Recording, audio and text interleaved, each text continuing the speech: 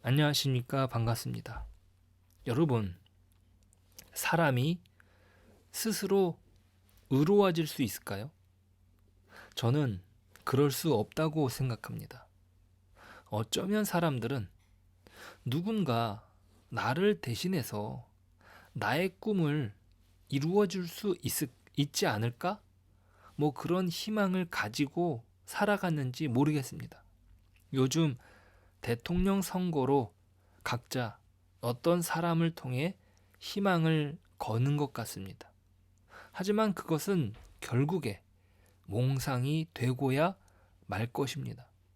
사람은 스스로 완전해질 수 없으니까요. 절망을 깨닫고 인생의 무상함을 깨닫는 것이 어떤 성숙의 중요한 지점이라고 생각합니다.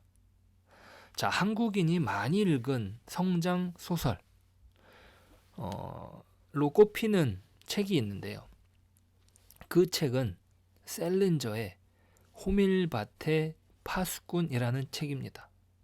전 세계적으로도 유명하고 특히 한국 사람들이 손에 꼽는 성장 소설이라고 합니다. 16살 청소년이 등장합니다. 홀든 콜빌드라고 하는 청소년인데 이 청소년의 시선으로 어른들의 위선을 꼬집습니다. 그리고 호밀밭에 뛰어노는 아이들의 순수함을 지켜주는 파수꾼이 되기를 소망합니다. 거기에는 이런 문장이 나와요. 나는 늘 넓은 호밀밭에서 꼬마들이 재미있게 놀고 있는 모습을 상상하곤 했어. 어린 애들만 수천 명이 있을 뿐 주위에 어른이라고는 나밖에 없는 거야. 그리고 난 아득한 절벽 옆에 서 있어. 내가 할 일은 아이들이 절벽으로 떨어질 것 같으면 재빨리 붙들어 주는 거야. 말하자면 호밀밭의 파수꾼이 되고 싶었다거나 할까? 자, 그렇게 자신이 원하던 파수꾼은 이루지 못하고 정신병원에 갇히고 맙니다. 학교에 다시 돌아가면 공부를 열심히 할 것인가? 그런 질문을 받으면서 여전히 변하지 않는 세상을 비판하죠. 장밋빛 미래가 아니라 어두운 절망에 휩싸인 기성세대를 꼬집는 그 속에서 자각해야 할 현실을 두드려주는 이 지점이 사람들의 환호를 받지 않았는가 생각합니다. 콜필드 신드롬이 일어날 정도로 많은 사람들이 이 책을 읽었어요. 자, 인간은요, 결국에 절망적입니다. 스스로 호밀밭의 파수꾼이 될 수 없는 것이죠. 누군가를 의지해야 하는 존재. 하지만 자신을 이끌어줄 기성세대조차 기댈 수 없는 어떤 낭떠러지에 처한 현실. 이것이 냉혹하다는 것을 알아야 한다. 그러면서 인간은 성장해 간다. 이렇게 말해주고 있습니다. 자, 과연 인간은 인간 사회의 부조리함을 느끼면서 진정한 성숙을 이룰 수 있을까요? 저는 불가능하다고 생각합니다.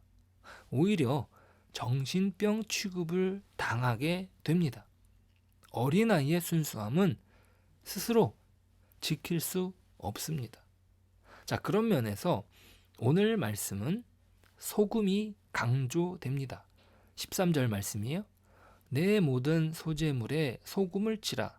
내 하나님의 언약의 소금을 내 소재에 빼지 못할지니 내 모든 예물에 소금을 드릴지니라.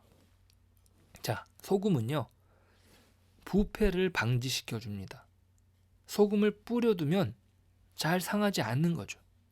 소금의 의미는 인간의 부패함을 알기에 사람들 간에 약속을 할 때 사용되었습니다. 고대 중동 사회에서도 이 소금을 가지고 약속을 했는데요. 바벨론에서는 계약의 동맹을 위해서 서로 간에 소금을 먹습니다. 페르시아 왕실에서도 왕 앞에서 신하들이 충성을 맹세하며 소금을 먹었답니다. 또 유목민인 베두인들의 속담에는 우리 사이에 소금이 있다는 말이 있는데 그 뜻은 그들의 단단한 우정을 말해주는 것이에요. 훗날 예수님께서 말씀하신 너희 속에 소금을 두고 서로 화목하라는 말씀은 사람들이 이렇게 소금을 활용하는 용도를 반영하는 것입니다. 변치 않는 우정을 바탕으로 회복하라는 것이죠. 자, 우리 인간의 생리가 쉽게, 그것도 너무나 쉽게 변한다는 사실, 그 사실만 변하지 않는 것 같습니다. 아무리 핑크빛 공약이라도 그것이 지켜지지 못할 것이라는 약속은 나이가 들면서 더 알게 되는 진실 같습니다. 이제 사순절을 시작하면서 더욱 느끼게 됩니다. 예수님에 대한 약속은 변함없었지만 오히려 그것을 기억하지 못하고 알아보지 못했던 사람들의 모습, 어쩌면 우리가 하나님의 약속을 기억하지 못하는 망각 때문에 약속을 기억하게 하시려고 소금을 꼭 넣으라고 하셨는지 모르겠습니다. 주님은요, 약속대로 이 땅에 오셨습니다. 흠도 없고 고운 모양도 없어서 마른 땅에서 나온 뿌리 같습니다. 하나님께서 소금을 두고 약속하신 맹세를 지키신 거죠. 하나님이 지키십니다. 모든 소재물에 소금을 칠하고 하나님의 언약의 소금을 빼지 못하도록 엄히 말씀하신 이유인 거죠. 주님은 약속을 지키십니다. 우리는 이 약속 위에서 우리의 구원을 누리고 있습니다. 결코 우리에게서 시작할 수 없는 구원의 영광을 보게 하신 거죠. 그래서 우리는 소망할 수 있습니다.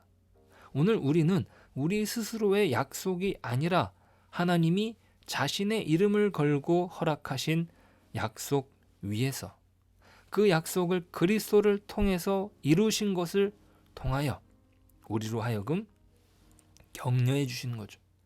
오늘도 믿음의 길을 걸어갈 수 있다. 오늘도 소망을 가지고 살 수 있다. 우리가 스스로 그것을 갖는 것이 아니라 하나님이 자신의 이름으로 약속하셨기 때문에 그것은 반드시 이루어지는 것입니다. 오늘 그 약속으로 믿음의 삶을 주님과 함께 동행하는 저와 여러분 되시길 축복합니다. 기도하겠습니다. 하나님, 감사합니다. 우리에게 허락하신 그 약속을 하나님께서 친히 지키시고 그리스도를 통하여 이루신 놀라운 역사를 보게 됩니다. 우리로 그 은혜의 토대 위에서 믿음의 삶을 살게 하시고 온전히 주님과 함께 믿음의 길을 걸어갈 수 있도록 도와주시옵소서. 예수님의 이름으로 기도드립니다. 아멘.